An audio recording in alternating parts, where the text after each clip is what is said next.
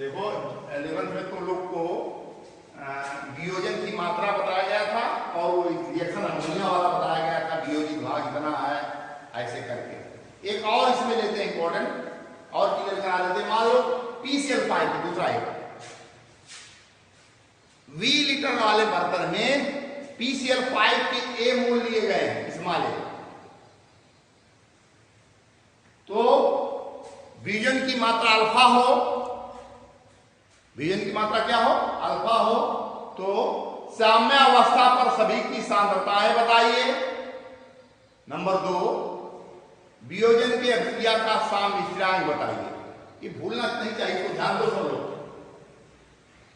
PCl5, PCl3 और Cl2 टूट के बने गए। PCl5, PCl3 और Cl2 में टूट कर बने। तो ये होता क्या है, इसका प्रारंभिक मात्रा 1 मोल, इसका 0 वहां भी क्राइसिस बहुत इंपॉर्टेंट है, 2 साल पढ़ने के बाद नहीं आता दिक्कत इस चीज की। ये है, ये 0 यहां लिखेंगे प्रारंभ में वियोजन की मात्रा अल्फा है, तो मैं कहा 1 मोल से अल्फा मोल टूटता है, A मोल लिया है तो A अल्फा टूटेगा, तो बचेगा कितना, A था, A अल्फा टूट गया, बचेगा A minus A alpha, A minus A alpha. बार बार कह रहे हैं A अल्फा A से छोटा है, क्योंकि अल्फा > 1, अगर कोई राशि इससे छोटी है तो उसमें गुणा होगी तो उसको छोटी कर देगी, न लंबाई नापने लगेगी, जो इतना लंबा है इतना छोटा है, ये बड़ा हुआ है छोटा, वैसा नहीं, ये बड़ा है ये छोटा है। और अब ये बनेगा कितना, ये बताने के लिए हमने क्या सिखाया था, यहाँ गिनती लिखी, ये आदत डालो, स्कूल में नहीं बताता, ये आदत नहीं स्कूल में डालना मास्टर। ये देखो यहां से 1 मोल से इसका 1 मोल बनेगा, A मोल 1 से 1 बनेगा, A अल्फा से A अल्फा बनेगा, A अल्फा से A अल्फा, जरा है देखो, 1 से इसका 1 बनेगा, A अल्फा से A अल्फा, इस साम्य अवस्था पर, साम्य अवस्था पर, साम्य अवस्था पर। अब सबके मोल आ गए, साम्य और सबके मोल आ गए, सबके सक्रिय द्रव्यमान क्या होंगे, सांद्रता क्या होगी, PCl5 सक्रिय द्रव्यमान A minus A alpha upon V, मोल अपने आयतन लीटर में, यही उसका सक्रिय द्रव्यमान या सांद्रता होती है। फिर अगला PCl3, ये हो जाएगा A अल्फा बटे V, A अल्फा बटे V। अब Cl2 क्या होगा, A अल्फा बटे V। ये सभी की सांद्रताएं या सक्रिय द्रव्यमान आगे साम्य अवस्था पर। फिर इसके बाद क्या होगा, यहां अभिक्रिया का साम्य स्थिरांक, अभिक्रिया का साम्य स्थिरांक Kc लिखना सिखा, Kc इज इक्वल टू उत्पाद के अणु का गुणनफल बटे अभिकारक के सक्रिय द्रव्यमानों का गुणनफल, उत्पाद के सक्रिय द्रव्यमानों का गुणनफल बटे अभिकारक के सक्रिय द्रव्यमानों का गुणनफल। बगल में जो गिनतियां यहाँ होती वो घात इस पर लगती, क्योंकि गिनतियां 1 है इसलिए घात हमसे कोई मतलब नहीं है। अब मात्रा देना इसमें करता A अल्फा बटे V गुणे A अल्फा बटे V बटे A माइनस A अल्फा बटे V, बस काट लेंगे, सब कुछ दिया रहेगा, सॉल्यूशन कर लेंगे, इसमें कोई दिक्कत नहीं रहेगी। इस तरह का ये चीजें बहुत इंपॉर्टेंट है, कभी गलती ये ना करना, स्कूल में जो मास्टर कभी करता है ये यहाँ A माइनस अल्फा लिखेगा, वियोजन की मात्रा अल्फा है, इसको ख्याल रखना, वियोजन की मात्रा इतना है तो A माइनस A अल्फा होगा। एक और एरर वैसे करा देते हैं, 2A ऐसे goes to 3B then 4C या 5C कर लो, 2A goes to 3B 5 plus 5 कोई सरल रिएक्शन है, इसकी प्रारंभिक मात्रा ये है, ये 0 रहेंगे, बस वियोजन की मात्रा अल्फा है तो बचेगा A minus A alpha, A minus A alpha. इनको बनाना इसी बार बार करें, ये कंपटीशन में ये सब पढ़ाया जाता है। यहां से देखो कितने 2 मोल से S के टूटने से 3 याद डालो इसको, 2 मोल से 3 मोल बी, 1 से 3 बटा 2 ए अल्फा से 3 बटा 2 ए अल्फा, 2 से 5 बनता है, 1 से 5 बटा 2 ए अल्फा से 5 ए अल्फा बटे 2, 5 ए अल्फा बटे 2, इसको ख्याल रखना। 2 से 3 3/2 ए अल्फा, 5/2 ए अल्फा।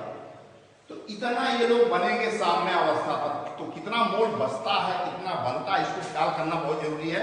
ये हो गया साम्य अवस्था। अब आता है, अब तक हम लोगों ने केसी पढ़ा, अभिक्रिया का साम्य स्थिरांक। अभिक्रिया का साम्य स्थिरांक तब जब अभिकारक उत्पाद की सांद्रताएं मोल बटे लीटर या सक्रिय द्रव्यमान में दिया गया। वो कह रहे हैं कि अगर अभिकारक या उत्पाद की सांद्रताएं आंशिक दाब के पदों में दी गई हो, आंशिक दाब दी गई हो, तो अब क्रिया के साम्य स्थिरांक को केपी से लिखा जाता है। केपी, केसी और केपी। पी कब लगाएं? जब प्रेशर के रूप में उनके द्रव्य उनकी सांद्रताएं या उनकी मात्राएं दी गई हैं। यहां भी वही नियम लगाते हैं। मान लो जैसे इसको देख लो, N1A plus N2B goes to N3C N4D, ऐसे कोई उत्क्रमणीय अभिक्रिया है। अब इस अभिक्रिया का केपी तुमसे पूछे, सेम जिसने केपी लिखा, केसी लिखा है, वैसे ही केपी लिखा जाएगा। केसी में सी का सक्रिय द्रव्यमान घात N3 गुणे डी का सक्रिय द्रव्यमान घात N4। यहां सी का दाब, सी के दाब को लिखते हैं पी के नीचे सी, पीसी मतलब हो गया दाब, या सी का दाब, अकेले दाब। अकेले दाब जब होता है तो उसको उसका आंशिक दाब, पार्शियल प्रेशर कहा जाता है। सी का दाब या सी का आंशिक दाब गिनती कितनी है? N3 घात N3 से याद हुआ। डी का दाब गिनती कितनी है? N4। बताओ कितना आसान है। अगर केसी पीसी केपी तो अपने आप लिख लेगा, बटे पीए घात N1 गुणे पीबी घात N2, ये केपी हो जाएगा। सेम जैसे केसी वैसे केपी। केसी का मात्रक हमने बताया था मोल बटे लीटर घात डेल्टा एन, मोल बटे लीटर घात डेल्टा एन। यहां केपी का मात्रक, यहां पी का मान है, इसका आंशिक दाब का मात्रक वायुमंडल में दिया जाएगा। तो केपी का मात्रक हो जाएगा वायुमंडल, केपी का मात्रक बराबर एटीएम एटमॉस्फेरिक प्रेशर, वायुमंडल। केपी का मात्रक बराबर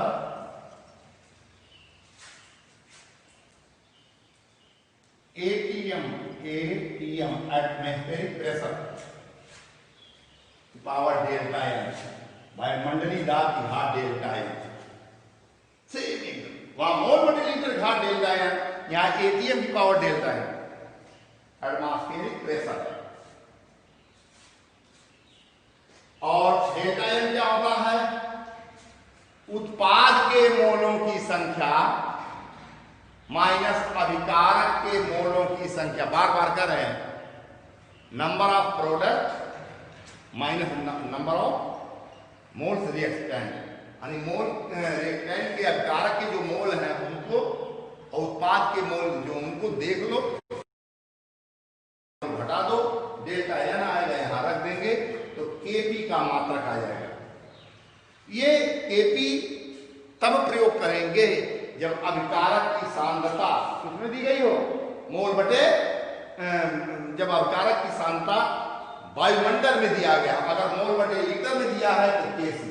अब इसका जो सबसे इंपॉर्टेंट एक निगमन आता है, वो आता है केपी तथा केसी में संबंध स्थापित करना, रिलेशन बिटवीन केपी एंड केसी। ये इंपॉर्टेंट होता है, केपी और केसी में संबंध। तो कैसे करेंगे? थोड़ा शुरुआत कर दें। मान लिया n1a n2b goes to n3c धन n4d कोई उत्क्रमणीय अभिक्रिया है। यदि दाब के पदों में सामिश्रण Kp हो, अभी भी पढ़ाया गया है, Kp बराबर होगा Pc घात n3 गुणे Pd घात n4 बटे Pa घात n1 गुणे Pb घात n2। अभी भी पढ़ा गया समीकरण नंबर 1, ये कोई दिक्कत नहीं है। अब जरा एक हाई स्कूल में हमने चर्चा कर दिया था नहीं, गैस समीकरण बात हमने हाई स्कूल में पढ़ाते थे, जरूर बता रहे हैं। PV equal to nRT, PV equal to nRT एक गैस समीकरण होता है। n मोल गैस के लिए PV इक्वल टू nRT, जो नहीं पढ़े थे सुन ले इसको, 10 में नहीं था फिर भी बताया गया था। PV इक्वल टू nRT, तो P equal to n by V RT, V से भाग दे दिया हमने। और ये भी अभी भी 11 पढ़े, मोल बटे आयतन शक्ति निर्माण होता है। इसको ऐसे लिख सकते हो P बराबर CRT,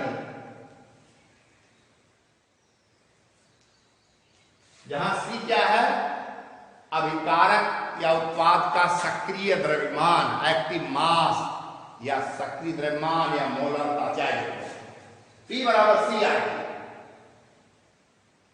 P दाब है, C सक्रिय द्रव्यमान है, R गैस नियतांक है, T गैस का परमाणु। अगर हम A की बात करें यहां, तो यहां पर हम लिखते हैं PA, ध्यान देना, PA माने A का दाब, तो यहां लिखेंगे A का सक्रिय द्रव्यमान, चाहे CA लिख दो, C के नीचे A, C मीन्स हो गया A का सक्रिय द्रव्यमान, या सक्रिय द्रव्यमान को हमने पढ़ाया भी इसके पहले, ब्रैकेट RT, बस यही लाइन कटी थोड़ा अच्छा समझने के लिए, RT वैसे रहने दो। C क्या है, सक्रिय द्रव्यमान, अगर A का सक्रिय द्रव्यमान तो CA लिखो या ब्रैकेट लिख दो, A का दाब है BA लिख दो, तो PA बराबर ब्रैकेट RT। इसी तरह से PB बराबर bracket B RT, PC bracket CRT, PD bracket D और T, बस अब कुछ भी नहीं रह गया।